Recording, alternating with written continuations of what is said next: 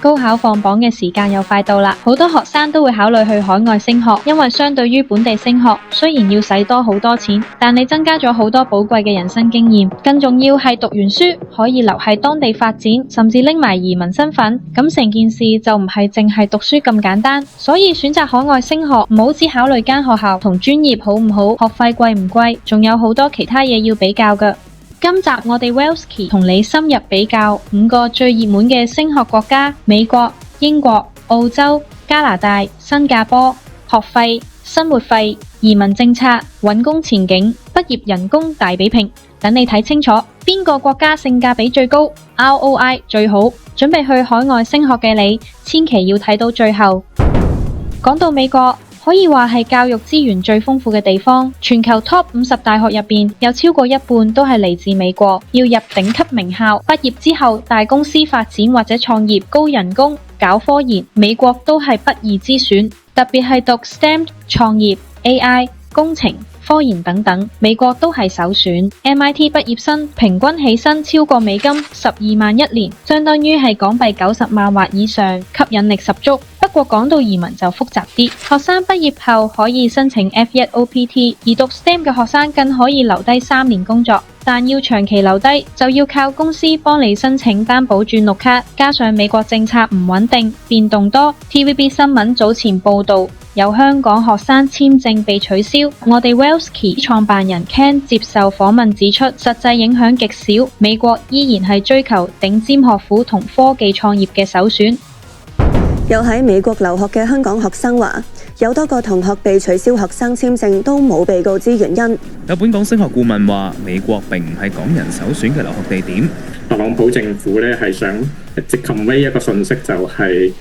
如果嚟美國留學嘅話，咁佢就係真係喺度讀書，就唔好搞其他嘢啦。咁2、3線嘅大學可能因為特朗普呢個政策咧，就有啲學生係流失咗去英國或者其他地方啦。佢又話，如果留學生目標係入讀常春藤或者史丹福等嘅名校，相關簽證政策無阻佢哋赴美留學嘅決心。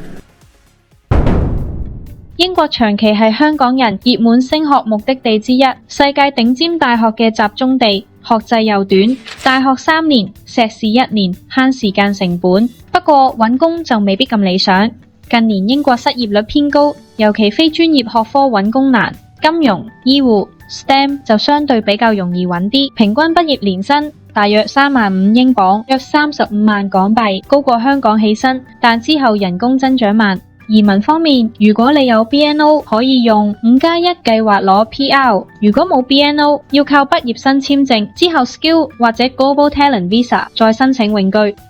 值得留意，日前英國政府發佈咗最新收緊移民政策嘅白皮書，當中包括咗畢業生簽證將從2年縮短為18個月，申請永居 ILR 或入籍嘅要求都有所變化，所以將來想攞到英國永久居留身份可能會再難啲。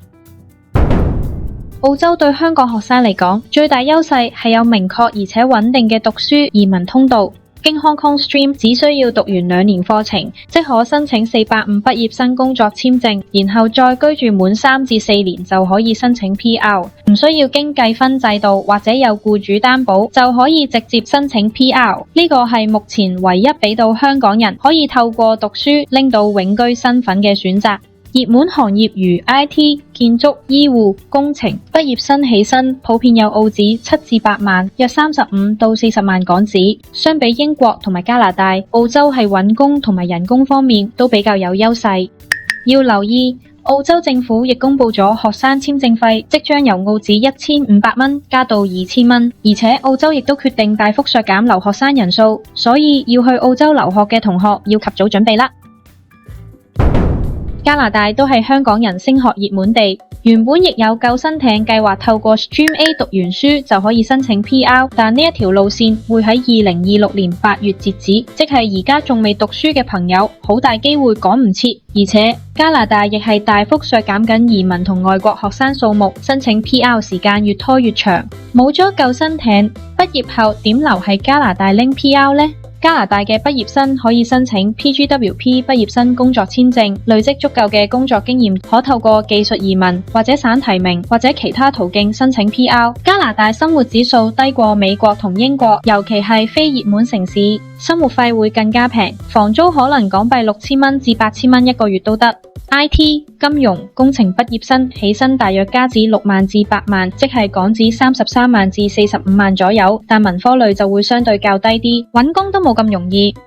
加拿大政府喺由2024年開始，已經對國際學生簽證實施配額制度，數量更減少40%，而2025年加拿大更計劃再減少留學生數目。最後，新加坡係近年香港人嘅升學新貴 ，NUS 新加坡國立大學同 NTU 南洋理工大學都係亞洲最 top 嘅大學之一 ，NUS 更喺最新嘅排名打入全球10大。新加坡嘅大學跟英式，學士學位3年，如果讀埋榮譽學位再加1年，再加上政府補助之下，學費都唔算貴。佢最大賣點係揾工易，新加坡係國際金融中心，好多跨國公司都喺度設立區域總部，畢業生揾工相對容易。平均年薪波指6萬蚊左右，即係大約36萬蚊港幣左右。但要留意，新加坡移民批核冇好高透明度，讀完書揾到工唔係自動波攞到 PR 身份。去海外升學唔只係讀書咁簡單，仲要睇清移民政策、生活成本、畢業出路同埋人工回報。想知你最啱去邊度？我哋 Wellsky 會幫你 plan 你嘅人生計劃，揾到最啱你嘅升學移民 plan。記住 like comment 話我哋知你心儀邊個國家，同 subscribe 我哋頻道。我哋下條片再見啦！